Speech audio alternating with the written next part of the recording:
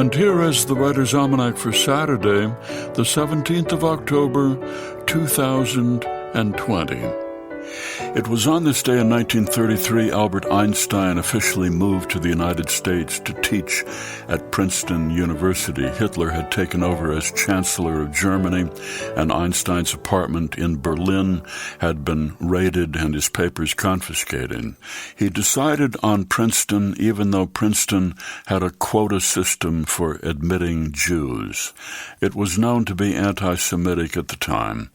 In 1938, incoming freshmen at Princeton ranked Einstein as the second greatest living person, and first place went to Adolf Hitler.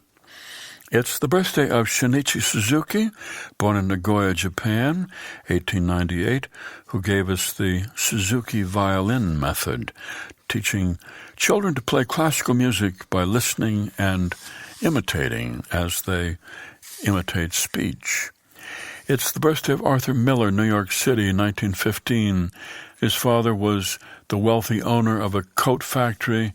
Family had a big apartment, a chauffeur, summer home at the beach, and then lost everything in the stock market crash of 1929. Had to move to a poor section of Brooklyn, into a 6-room clapboard house where Miller had to share a bedroom with his grandfather. His uncle on his mother's side, Manny Newman, lived in the neighborhood. Uncle Manny was a salesman. He was a big talker, had big schemes for the future, even though he was struggling to make ends meet.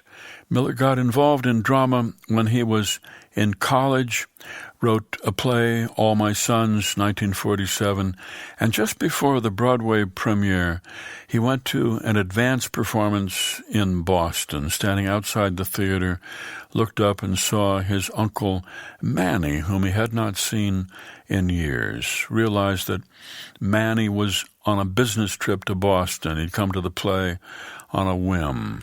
Arthur Miller said, I could imagine his grim hotel room, the long trip up from New York in his little car, the hopeless hope of the day's business. And a year later, Miller learned that his Uncle Manny had committed suicide. He decided he had to write a play based on his uncle's life. He talked to Manny's 2 sons, interviewed them, and then holed up in a tiny cabin in Connecticut and sat down and wrote Death of a Salesman, produced in 1949. In the last scene of the play at Willie Loman's funeral, one of the characters says, for a salesman, there is no rock bottom to the life. He don't put a bolt to a nut. He don't tell you the law or give you medicine. He's a man way out there in the blue, riding on a smile and a shoe shine. And when they start not smiling back, that's an earthquake. A salesman is got to dream, boy. It comes with the territory. Here's a poem for today by Connie Wannick, The Splits.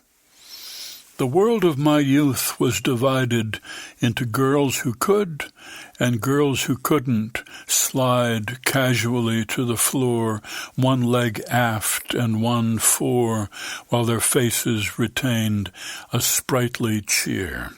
All summer, all year they stretched the critical tendons, descending in increments, the way the willful enter a frigid lake, their arms folded across their chests, their backs burning in the sun as their legs numb.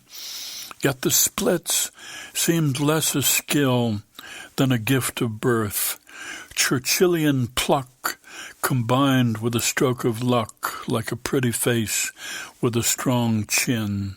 One felt that even as babies, some girls were predispositioned. Poem by Connie Wannick, The Splits, from On Speaking Terms, published by Copper Canyon Press and used by permission here on the Writer's Almanac.